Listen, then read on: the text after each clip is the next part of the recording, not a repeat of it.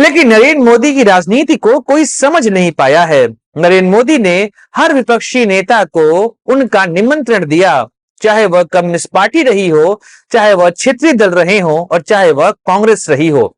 ऐसे में इस इंडिया अलायंस के पास यहाँ पे दिक्कत आ गई कि आखिर वह निमंत्रण स्वीकार करें कि ना स्वीकार करें। तो राहुल गांधी का यह सोचना कि भाई मेरी भारत न्याय यात्रा आने वाले समय में हमारे लिए 2024 के चुनाव का एक आधार बन पाएगी। हेलो नमस्कार दोस्तों, राहुल गांधी एक बार फिर भारत की यात्रा पर निकलने वाले हैं। 2022 में उन्होंने भारत जोड़ो यात्रा की शुरुआत करी थी, जो कि कन्याकुमारी से चलकर श्रीनगर तक गई थी। लगभग 130 दिनों में राहुल गांधी ने 4000 किलोमीटर की यात्रा करी। कई लोग कांग्रेस के लिए इस यात्रा को सफल मानते हैं और कई लोग इसका मजाक भी उड़ाते हैं।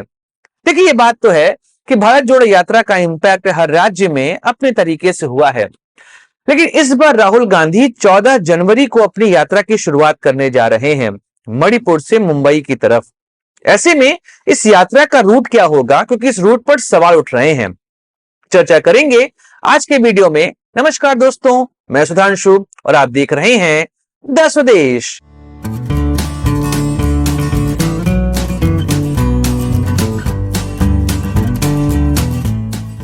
राहुल गांधी की भारत न्याय यात्रा की शुरुआत हो रही है 14 जनवरी से। वह 67 दिन की यात्रा में लगभग 6200 किलोमीटर चलेंगे।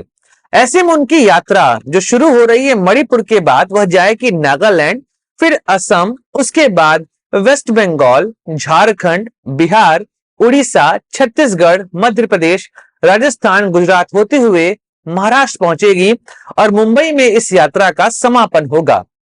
ऐसे में राहुल गांधी की यह यात्रा आने वाली राजनीति को कैसे बदलेगी, इसी पर चर्चा करना है। लेकिन पहले चर्चा करते हैं राहुल गांधी के द्वारा चुने गए रूट की, जो कि इसमें एक राज्य गायब है। जी हां, वह राज्य कौन सा है? तो वह है अरुणाचल प्रदेश। देखिए, नागालैंड होने के बाद यात्रा असम में एंट्री करे, लेकिन अरुणाचल नहीं जा रही है। कांग्रेस के ऊपर लगातार आरोप लगे हैं चीन को लेकर। कई बार ऐसी खबरें भी आई, राहुल गांधी और चीन के प्रतिनिधियों के बीच में मुलाकात हुई। कई बार ऐसा देखा गया है कि कांग्रेस पार्टी का चीन की तरफ इंक्लाइनेशन। ऐसे में अरुणाचल प्रदेश न जाना अपने आप में राजनीतिक सवाल खड़ा कर रहा है। भाजपा इसका मुद्दा जरूर बनाएगी कि आखिर राहुल गांधी की यात्रा अरुणाचल प्रदेश क्यों नहीं जा रही है। देखिए, चाइना का यह कहना है कि वह अरुणाचल प्रदेश को अपना हिस्सा मानता है। ऐसे में अरुणाचल प्रदेश को लेकर कांग्रेस की क्या स्थिति है, इस पर बात करना आवश्यक है।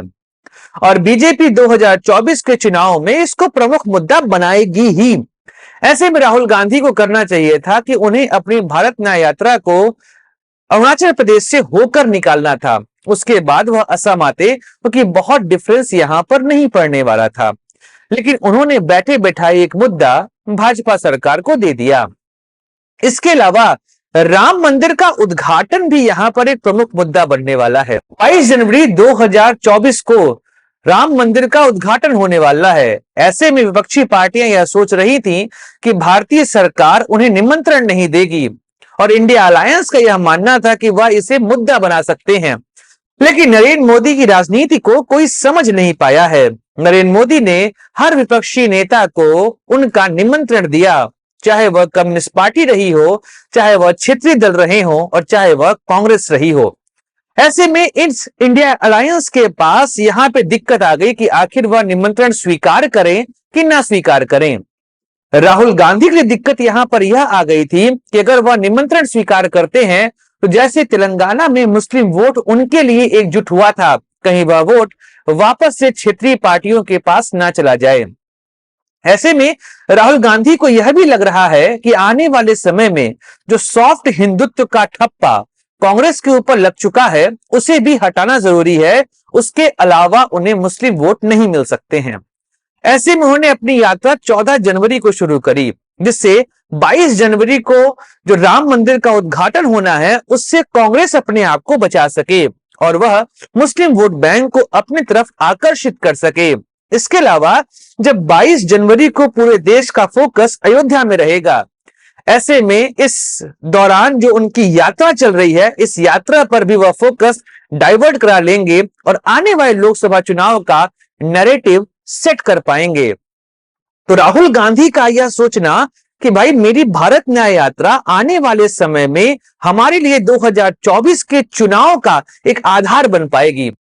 देखिए, आपको पता है कि मई में रिजल्ट आ जाएंगे और नई सरकार का गठन होना है।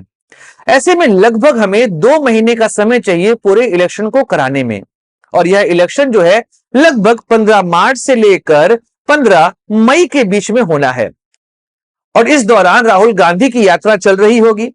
ऐसे में चुनाव जो है काफी इंटरेस्टिंग हो जाएंगे, और फिर राहुल गांधी यात्रा शुरू कर रहे हैं मणिपुर से। ऐसे में मणिपुर का मुद्दा 2024 के लोकसभा चुनाव के लिए प्रमुख मुद्दा बन जाएगा। इधर अडानी का मुद्दा भी सामने आया कि राहुल गांधी की यात्रा गुजरात से होकर गुजरेगी, और अडानी और भारतीय सरकार को लेकर साठगांठ के आरोप राहुल गांधी लगातार लगाते रहे हैं।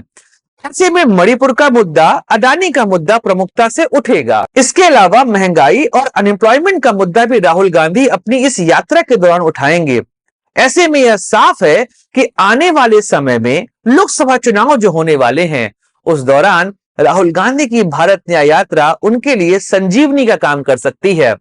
लेकिन जैसा हम जानते हैं कि भारतीय प्रधानमंत्री नरेंद्र मोदी एक कुशल राजनीतिज्ञ हैं। इसके अलावा भाजपा का संगठन बड़ा मजबूत है, और आरएसएस का साथ भी भाजपा को लगातार मिल रहा है।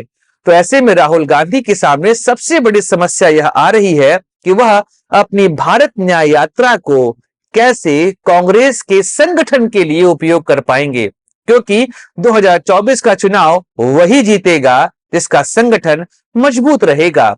इधर राहुल गांधी और इंडिया अलायंस के बीच भी बातें अच्छी नहीं चल रही हैं।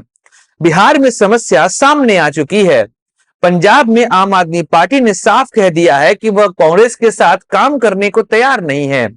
दिल्ली का मुद्दा ही अलग है, क्योंकि यहां पर कांग्रेस की जमीन को ही आम आदमी पार्टी ने छीना है। इधर बिहार में आप देखेंगे तो जातिगत जनगणना के मुद्दे को भी राहुल गांधी प्रमुखता से उठा रहे हैं। ऐसे में भारत न्याय यात्रा आने वाले समय में भारतीय राजनीति को काफी हद तक हिला के रखेगी। लेकिन यह तो समय ही बताएगा कि राहुल गांधी की यात्रा उनके लिए कितनी सफल साबित होगी।